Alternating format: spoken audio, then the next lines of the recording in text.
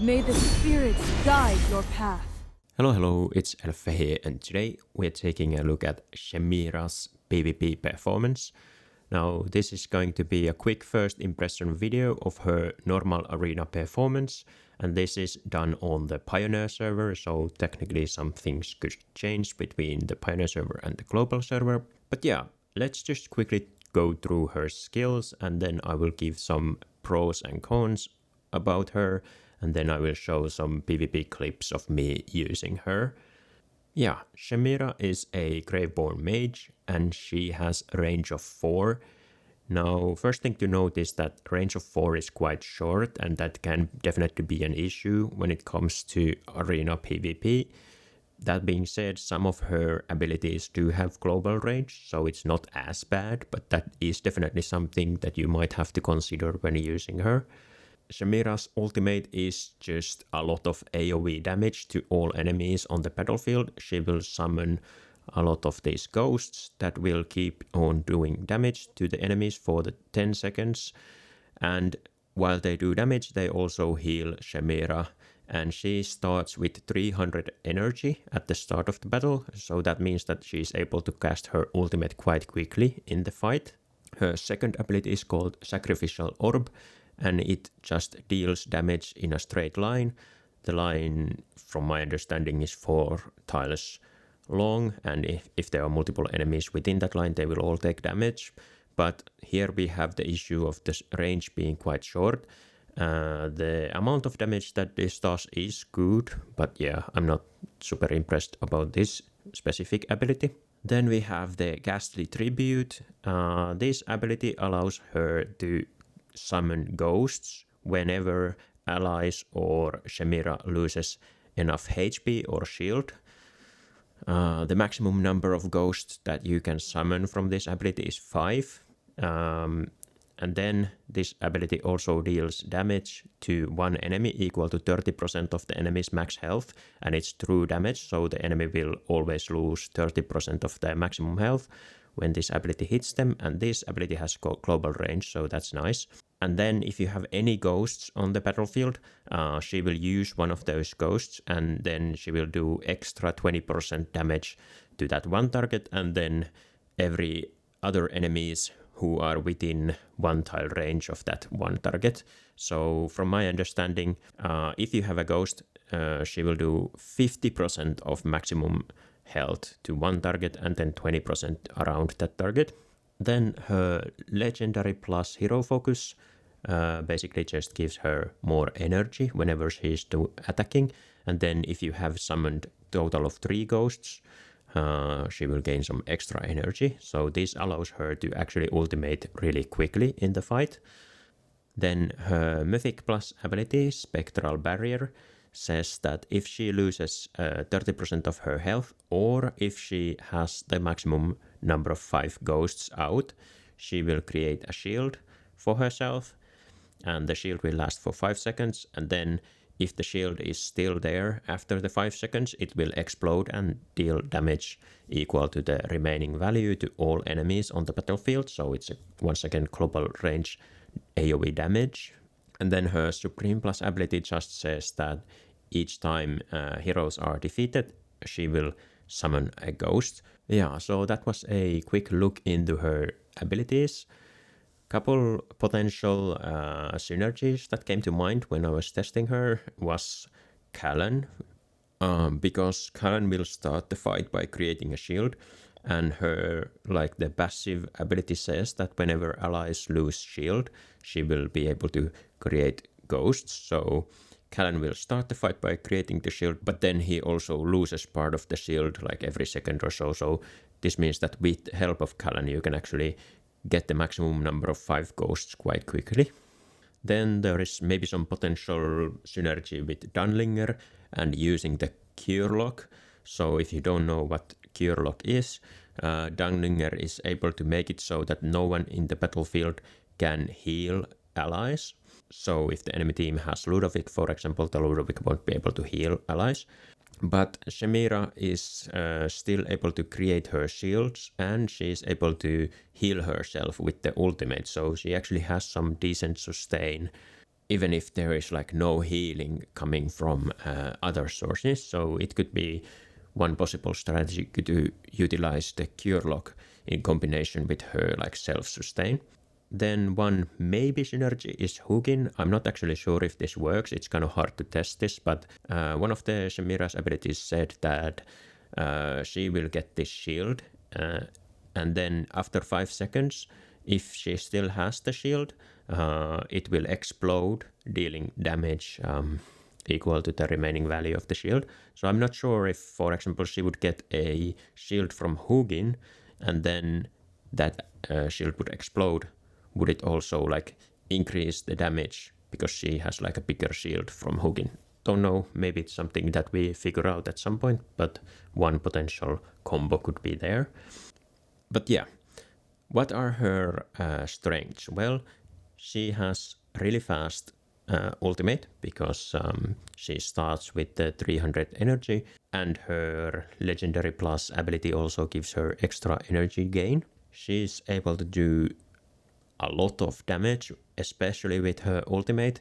It will usually win you the fight if she's able to cast the ultimate. And she has some self-sustain in terms of like being able to give herself a shield, and then once she actually ultimates, the ultimate will heal her. So because of all of these reasons, I would see her as a quite strong attack hero. Something similar to like Cryonaya, for example. Then what are her weaknesses? Well, just like I said in the previous sentence, she is similar to Cryonaya and she has similar weaknesses to Cryonaya. So one weakness that is not similar to Cryonaya is that she has the short range, so sometimes she will have to move in the battlefield between using her abilities, which can be a bit like annoying. But her main weaknesses that are similar to Cryonaya is that she is ultimate reliant, and that is definitely weakness when it comes to defense teams especially.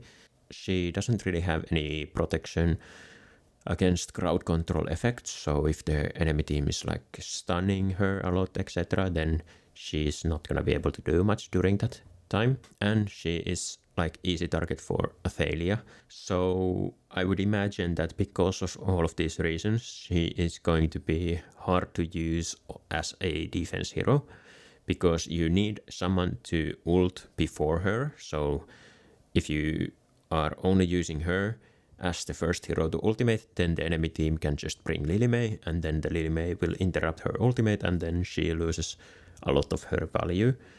Then you need enough heroes to keep her alive from things like enemy Athalia or just Aaron Ulmus Burst at the start of a fight.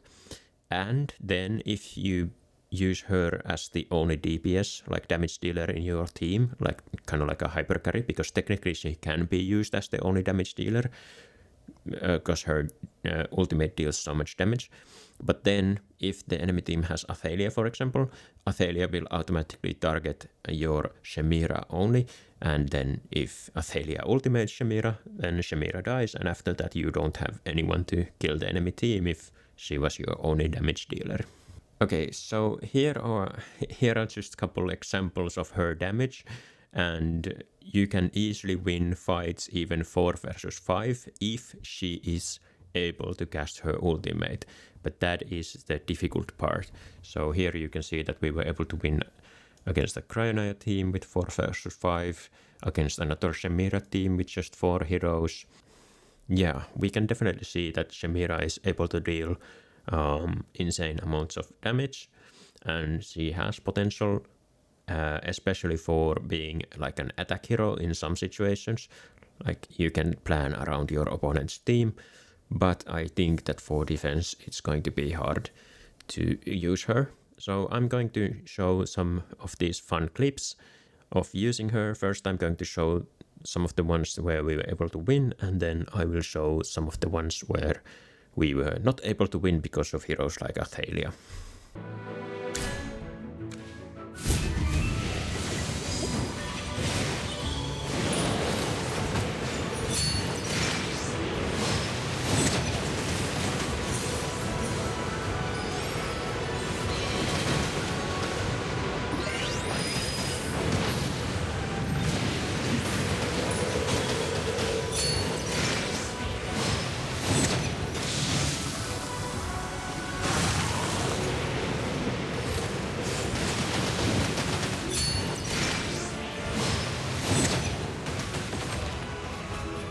I have.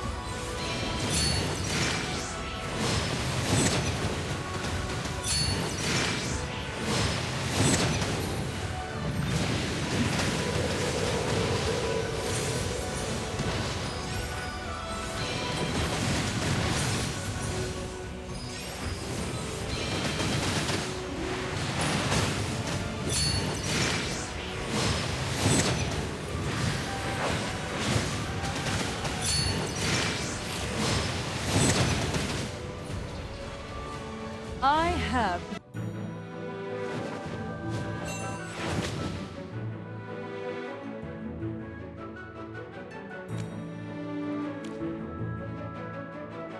Understood. I'll keep them quiet.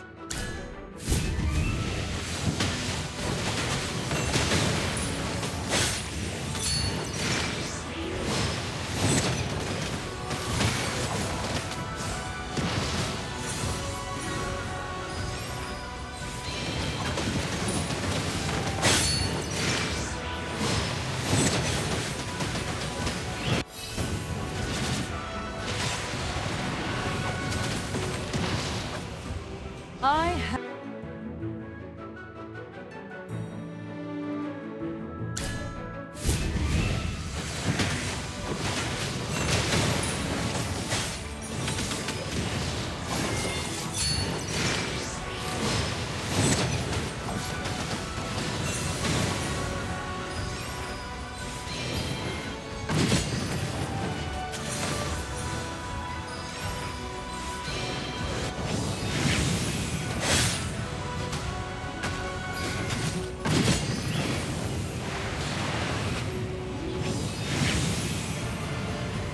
Tree.